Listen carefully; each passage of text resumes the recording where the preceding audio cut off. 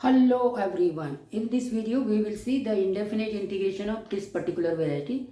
This is super important. Normally in JEE Mains and Advanced you will get the questions frequently on this particular indefinite integration variety, that is integration of e की power x into fx plus f dash x dx. Okay, तो इस questions का answer जो होता है ना वो होता है e की power x into f of x, बस ये एंड आपको plus see the constant of integration. तो आपको करना क्या है, इस पर्टिकुलर वैरायटी में ये एफ एक्स को देखना है और इस एफ डैश को देखना है। तो सबसे पहली बात, इंपॉर्टेंट पॉइंट्स क्या है, इसमें आपके पास में दो इंटीग्रेशंस है, एक ई की power x into f x d x plus e की power x into f dash x d x. कितने इंटीग्रेशन है? दो इंटीग्रेशन है।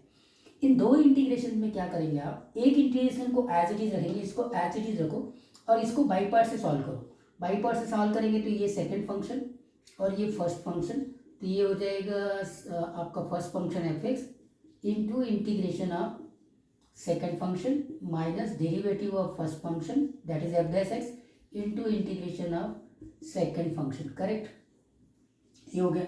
और यहाँ पे ये फंक्शन अभी भी एज इट इज ही है, इसको हमको एज इट इज ही रखना है।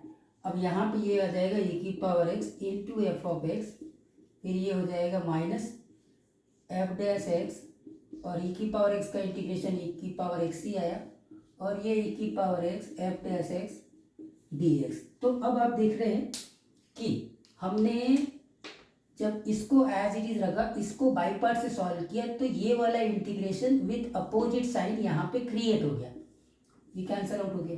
फाइनली आपके पास में e की power x into f of x ये बच गया एंड आपको plus see the constant of integration. तो ये प्रोसेस इंपॉर्टेंट है। प्रोसेस क्या इंपॉर्टेंट है, जब भी आपके पास में दो इंटीग्रेशन एक ही क्वेश्चन में है तो आप क्या करेंगे, एक इंटीग्रेशन को एज इट इज रखेंगे, दूसरे इंटीग्रेशन को आप बाई पार्ट से सॉल्व करेंगे। अगर बाई पार्ट आप अप्लाई करेंगे तो उसमें वो दूसरा इंटीग्रेशन जिसको आपने एज इट इज रखा था वो क्रिएट होगा विथ अपोजिट साइन। करेक्ट है क्या? तो ये कॉन्सेप्ट को आपको देखना है, ये प्रोसेस को देखना है, ठीक है। तो इंटीग्रेशन में आप e की पावर x की वैरायटी को सॉल्व करने के क्वेश्चंस को देखेंगे। तो पहला क्वेश्चन देखें कि हमने ले लिया इंटीग्रेशन ऑफ e की power x sine x plus का कॉस एक्स का dx। तो आपके पास में ये एफ एक्स भी दिख गया एज एफ एक्स और ये एफ डैश एक्स। तो एफ एक्स और एफ डैश एक्स डायरेक्टली दिख रहा है, आंसर हो जाएगा e की power x into sine x plus का सी। दूसरा आते हैं e की power x one upon x minus का one upon x square D x. तो ये एफ एक्स है और इसका डेरिवेटिव ये है, दिख रहा है, डायरेक्टली दिख रहा है, ये वन अपॉन एक्स प्लस का सी। तीसरा आते हैं e की power x tan x plus का sec square x d x. तो ये भी आ जाएगा e की power x into tan x plus का सी। अब इन क्वेश्चनों में क्या देख रहे हैं हम लोग, ये इस वेराइटी का क्वेश्चन है और यहाँ पर एफ एक्स और f dash x directly visible है कि ये एफ एक्स है और ये एफ डैश एक्स है, ये डायरेक्टली क्वेश्चन में दिख रहा है। तो ये क्वेश्चन तो बहुत आसानी से बन गया। लेकिन अब आपको जेई मेंस और जेई एडवांस में अगर कोई क्वेश्चन आएगा तो वहाँ पे एफ एक्स और f dash x directly visible नहीं होंगे, आपको उनको मतलब क्रिएट करना पड़ेगा एफ एक्स और एफ डैश एक्स, जब ये वेराइटी ई की पावर एक्स का क्वेश्चन है। तो मतलब वहाँ आपको इस बात को ध्यान में रखना है कि एफ एक्स और एफ डैश एक्स क्रिएट करते आना चाहिए और दो दो इंटीग्रेशन भी होंगे वहाँ पे, तो एक इंटीग्रेशन को एज इट इज रख के दूसरे को बाई पार्ट से सॉल्व करना है। तो जैसे मैंने एक नेक्स्ट क्वेश्चन ले लिया कि एक्स ई की power x one plus x का स्क्वायर। अब ई की पावर एक्स की ये वाली वेराइटी तो है, लेकिन एफ एक्स और एफ डैश एक्स यहाँ पे मेरे को स्ट्रेट फॉरवर्ड नहीं दिखाई दे रहा है, तो मैं उसको क्रिएट करूँगा। तो देखो यहाँ वन प्लस एक्स है, यहाँ एक्स है, तो प्लस वन करो माइनस वन करो। करेक्ट, मैं क्रिएट कर रहा हूँ एफ एक्स और एफ डैश एक्स। तो ये एक फंक्शन मान के चलेंगे इसको, तो ये हो जाएगा x plus one upon one plus x का स्क्वायर, इसको दूसरा मानेंगे वन प्लस एक्स का स्क्वायर और e की पावर एक्स। अभी इसको सिंप्लीफाई कर रहे हैं तो ये आता है one upon one plus x और ये आता है minus one upon one plus x का स्क्वायर और e की पावर एक्स का डी एक्स। अब आपको दिख ही गया है ये तो आपका एफ एक्स है और ये आपका माइनस साइन के साथ में एफ डैश एक्स है। करेक्ट है। तो बस इसका आंसर आ गया e की power x into one upon one plus x plus c. तो देखा आपने इस क्वेश्चन में हमने एफ एक्स और एफ डैश एक्स कैसे क्रिएट किया है, वो इम्पोर्टेंट पॉइंट था। तो अब जैसे मैंने बोला कि एफ एक्स और f dash x directly visible नहीं होंगे, इस प्रकार से आपको क्रिएट करना है। और समटाइम्स आपको क्या करना पड़ेगा, जो प्रोसेस अप्लाई की थी इस प्रॉब्लम को सॉल्व करने में, इस आंसर तक पहुंचने में, मतलब एक ही इंटीग्रेशन को एज इट इज़ रखना था, दूसरे इंटीग्रेशन को बाई पार्ट अप्लाई करना था, जिससे कि उसमें वो दूसरा इंटीग्रेशन जिसको हमने एज इट इज़ रखा था वो वहाँ क्रिएट हो जाए विद अपोजिट साइन। तो ये प्रॉब्लम सॉल्व हो जाती है। तो इसके ऊपर कुछ पीवाई क्यूज करते हैं। अब ये क्वेश्चन देखिए, ये indefinite integration with the limit का क्वेश्चन है, मतलब डेफिनेट इंटीग्रेशन। डेफिनेट इंटीग्रेशन क्या होता है पता है ना, इनडेफिनेट इंटीग्रेशन विथ लिमिट्स। तो यहाँ पे भी वही है, लिमिट्स लगा दिए। बाकी जो इंडेफिनेट इंटीग्रेशन का वेराइटी है जो भी हमने देखा था, e की power x into f x plus f dash x, उस पर्टिकुलर कॉन्सेप्ट का ये क्वेश्चन है। तो आपको ये पता है क्या, x की पावर x का डेरिवेटिव, ये आपको हमेशा याद होना चाहिए, सुपर इम्पोर्टेंट है। अक्सर बार बार ये यूज़ होते रहता है, कोई ना कोई प्रॉब्लम इसके ऊपर बनते ही रहता है। और ये होता है one plus log x into x की पावर एक्स, ये आपको पता हो तो हो गया। अब ये क्वेश्चन में अब क्या रखा है, 1 to 2 e की पावर x। यहाँ पे हमने क्या किया, x की पावर x, इसको x 1 + 1 लिख सकते हैं, 2 को प्लस का लॉग x लिख सकते हैं, करेक्ट है। x की पावर x यहाँ पे मल्टीप्लाइड होगा दोनों में, तो यहाँ मैंने x की पावर x लिख दिया और यहाँ पे भी मैंने x की पावर x दे देना है। तो फाइनली मैं इसको ऐसे लिख सकता हूँ, x की power x into 1 plus log x, correct है। x की ये 2 को मैंने क्या लिखा, 1 + 1 इंटू दिस वन, है ना, ठीक है। 1 + 1 plus log x, 1 plus log x को एक फैक्टर मान लिया, 1 को दूसरा फैक्टर मान लिया, x की पावर x दोनों में मैंने मल्टीप्लाइड कर लिया। तो आप देखते हैं क्या, ये एफ एक्स है और ये पूरा एफ डैश एक्स है, खत्म हो गई कहानी।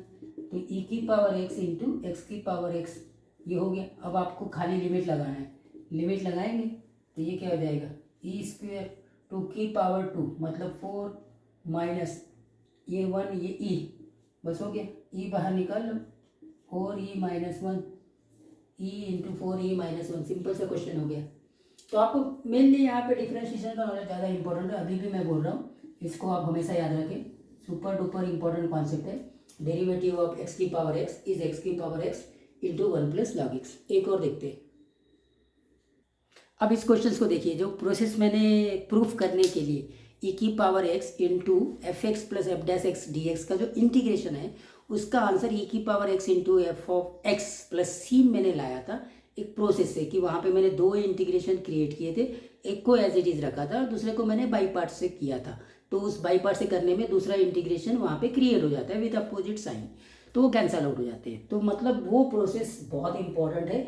अब यहाँ देखेंगे, यहाँ पे e sin² x cos x sin x minus sin x dx and I0 is 1, then मुझे I π/3 निकालना है, ठीक है। देखते हैं, तो देखो कैसे करेंगे इसको। यहाँ पे पहले मेरे को 2 इंटीग्रेशन निकालने हैं, I(x) इक्वल टू e की पावर sin² x इंटू का sin 2x पहले लिखता हूँ मैं और बाद में cos x लिखता हूँ, उसके पीछे रीज़न है। और ये हो गया e की पावर sin² x इंटू का sin x का dx, ये हो गया। अब यहाँ पे 2 इंटीग्रेशन आपको बिल्कुल विजिबल है, जिसमें से एक इंटीग्रेशन को एज इट इज रखेंगे, दूसरे इंटीग्रेशन को बाई पार्ट से सॉल्व करेंगे। बाई पार्ट से सॉल्व करने में यहाँ पर देखो, यहाँ तक के और यहाँ तक के अगर आप देखें तो ये यहाँ से लेके यहाँ तक के इजीली इंटीग्रेबल है, तो ये सेकंड फंक्शन हो जाएगा और ये फर्स्ट फंक्शन हो जाएगा। क्यों, क्योंकि जब मैं sin² x को t पुटअप करूँगा तो sin 2x dx dt में चले जाएगा, dx भी है, correct. sin 2x dx dt में चले जाएगा।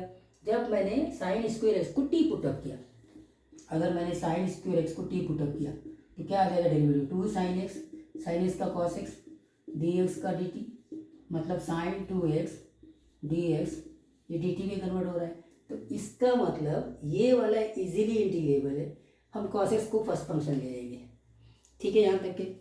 तो अब क्या करेंगे, इसमें हम बाई पार्ट लगा दे रहे हैं, तो बाई पार्ट लगाने से फर्स्ट फंक्शन तो cos x हो गया और इसका इंटीग्रेशन अभी अभी मैंने देखा कि e की पावर साइन स्क्वायर एक्स ही आएगा।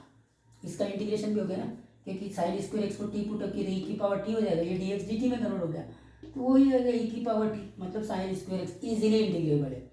अभी यहाँ डेरिवेटिव इंटीग्रेशन कॉस एक्स का डेरिवेटिव क्या होता है, कॉस एक्स का डेरिवेटिव माइनस साइन एक्स, तो ये बन गया प्लस, कॉस एक्स का डेरिवेटिव माइनस साइन एक्स, तो ये बन गया प्लस, और अभी इसका फिर से इंटीग्रेशन करेंगे तो ई की पावर साइन स्क्वायर एक्स का डी एक्स, और यहाँ पे देखो माइनस में ई की पावर साइन स्क्वायर एक्स, और यहाँ साइन एक्स डी एक्स, तो ये देखो इजीली कैंसिल आउट हो गया और अपन सिंपली रह गए इसमें।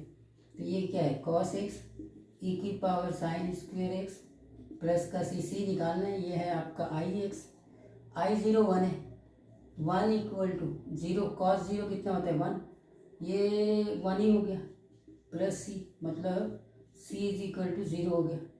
तो आई एक्स आ गया आपके पास में, यहाँ लिखता हूँ आई एक्स आ गया कॉस एक्स इंटू ई की पावर साइन स्क्वायर एक्स, सी तो 0 हो गया। अब अपने को निकालना है pi by 3, I pi by 3 कोई भी निकाल लेगा, इसीलिए आई पाई बाई 3 निकाल लेंगे।